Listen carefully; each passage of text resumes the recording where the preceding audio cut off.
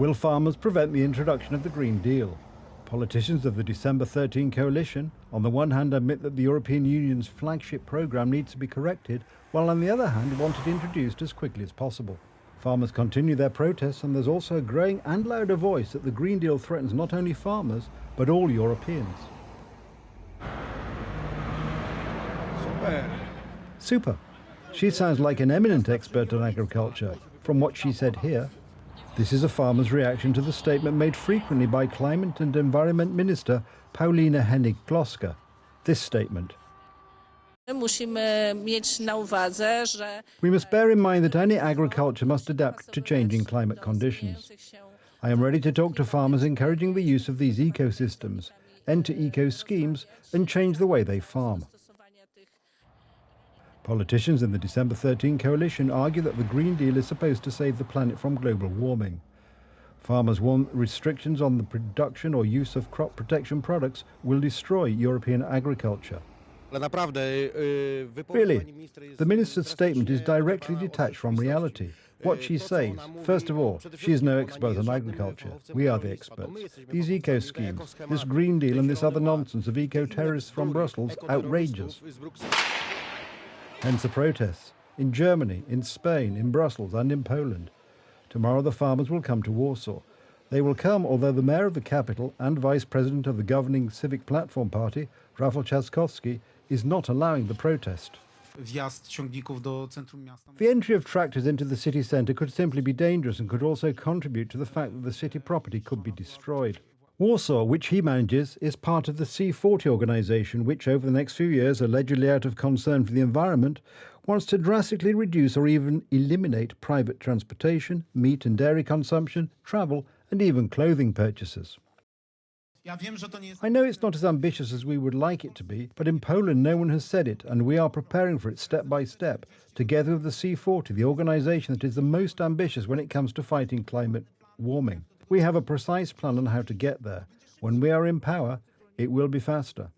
The ideological Green Deal is also to be introduced quickly. Many politicians in the December 13 coalition want this. We will defend the Green Deal. The well-being of farmers can also mean exactly supporting Green Deal policies. I would like to emphasise that the Green Deal is about caring for our planet, and we won't get away from it if we keep claiming it as an ideology.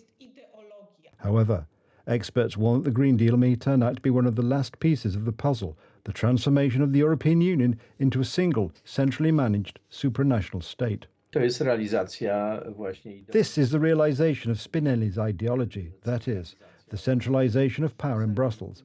And here it is already necessary to stop thinking naively and simply do not give in.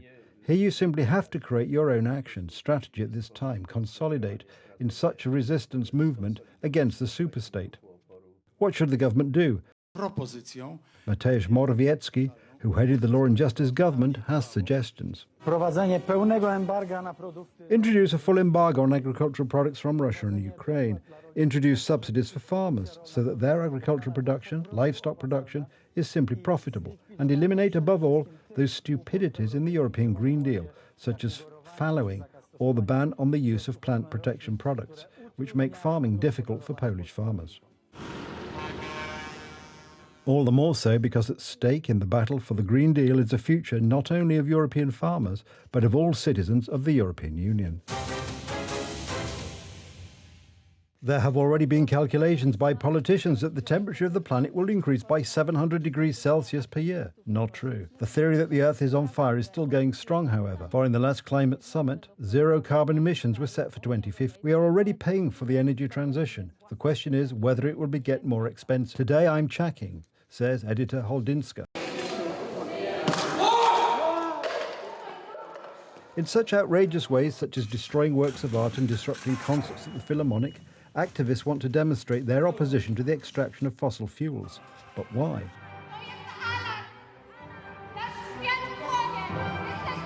The burning planet theory also has its supporters among politicians. Look at what's happening in the Arctic. The planet is burning. Soon we'll be fighting over water. The planet will die. We can't allow the planet to burn. These statements by Minister Trzaskowski show that this man isn't simply a politician. It shows that he's an out-of-control ideologue, in terms of general national questions and in terms of the urban agenda. Of course, when you look out of the window, you don't see fire. You don't see neighbourhoods on fire. Lucifer. That's the name given to the hellish heat wave that hit Europe this summer. Sicily recorded 48.8 degrees Celsius. This is the highest temperature ever recorded on our continent. Not only the European Union, but also global elites want to fight the climate crisis. The weapons are to be, among other things, taxes. The fact is that saying we will, for the first time in history, transition away from fossil fuel in a just and orderly, equitable manner, so as to, and also accelerating in this decade, which is a very important benchmark phrase therein, and in accordance with the science. And now is the time for all stakeholders, state and non-state actors, to step up. All parties who signed the UAE consensus must work on enhancing their nationally determined contributions ahead of the next cycle in 2025. In fact, this work must. And right now, activists would like to stop air and car traffic because exhaust fumes pollute the environment. It's best not to burn coal from mines and not to use plastic. Only that the cost of the energy transition will be borne by all of us. The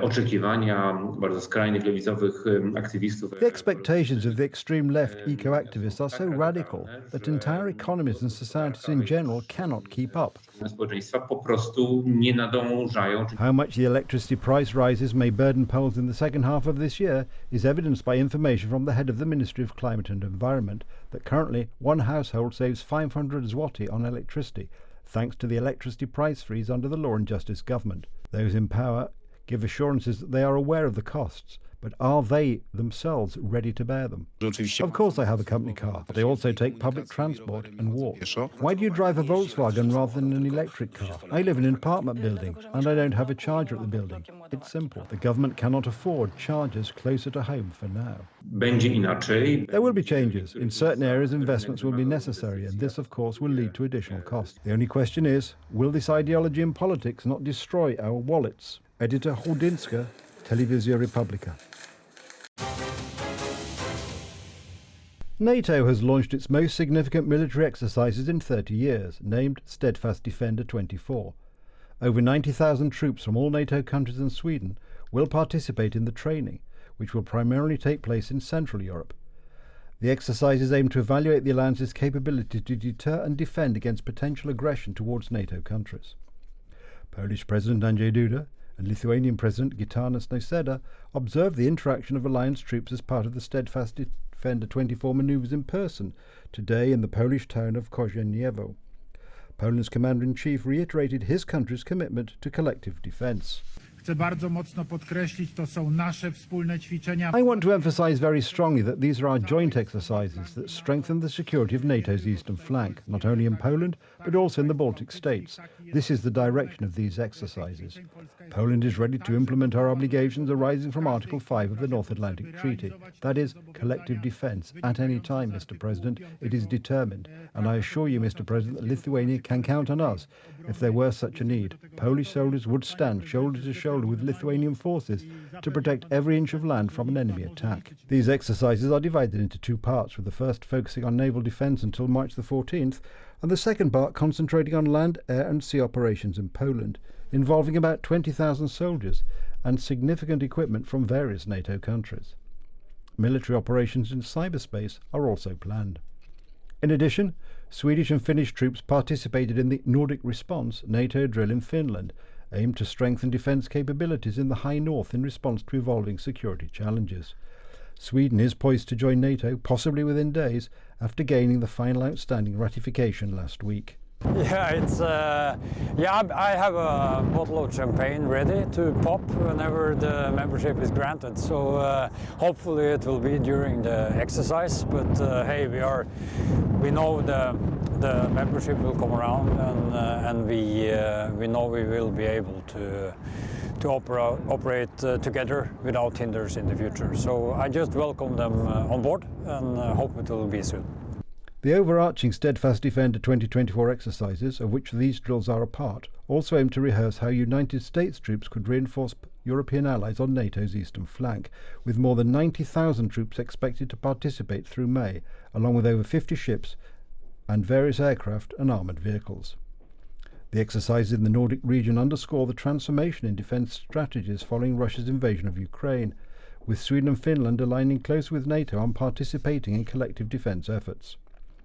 These exercises represent a significant demonstration of NATO's commitment to collective security and readiness to respond to emerging threats. They are certainly not being overlooked by the Kremlin. Poland's President Andrzej Duda recalled that this year marks the 25th anniversary of Poland's accession to the North Atlantic Alliance. In a week's time, he and Prime Minister Donald Tusk will travel to Washington at the invitation of United States President Joe Biden to discuss security issues and arms purchases. The President also announced a meeting of the National Security Council for Monday, March the 11th, before flying to the United States. I would like us all to meet in the full composition of the Polish political scene represented in Parliament in order to talk about security issues, the modernisation of the Polish army, as well as the upcoming NATO summit, President Duda said. He underlined the importance of unity among Polish authorities in terms of security. On Tuesday, the European Commission proposed a new €1.5 billion defence industry programme, which will be financed from the European Union budget for the period between 2025 and 2027. The new programme calls on the 27 EU member states to procure at least 40% of their defence equipment collectively by 2030, and aims to have the value of intra-EU defence trade to represent at least 35% of the EU defence market. Defence budgets in all member states are rising sharply. So we should change the way that we spend.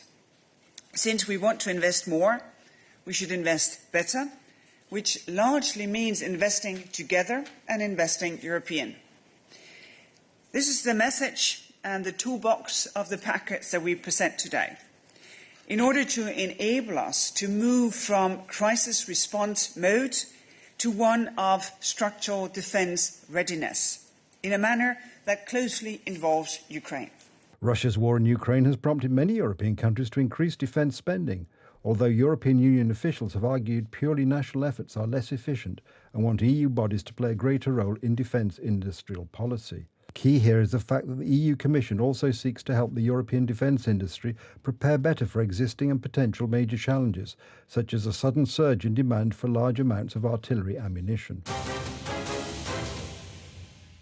German charity SOS Humanity said a Libyan Coast Guard vessel interfered during a rescue operation being carried out by crew members of their Humanity One rescue vessel on Saturday in the southern Mediterranean Sea. A video shot by crew members of Seabird reconnaissance aircraft operated by German NGO Sea-Watch was released on Monday. The video showed a boat speeding to 3 boats near each other, and the voiceover from the aircraft saying it was a so-called Libyan Coast Guard approaching super quickly in a dangerous manoeuvre, the boats of Humanity One. We don't know what they're doing, they're waving, they're trying to interfere to the rescue. The German charity said in a statement the Libyan Coast Guard caused dozens of migrants to fall into the water because of the dangerous manoeuvres. It added that at least 1 migrant drowned and that the Libyan Coast Guard fired into the water. Reuters could not independently verify the account. The Humanity One said that they rescued 77 migrants who were then disembarked in the Italian port of Crotone.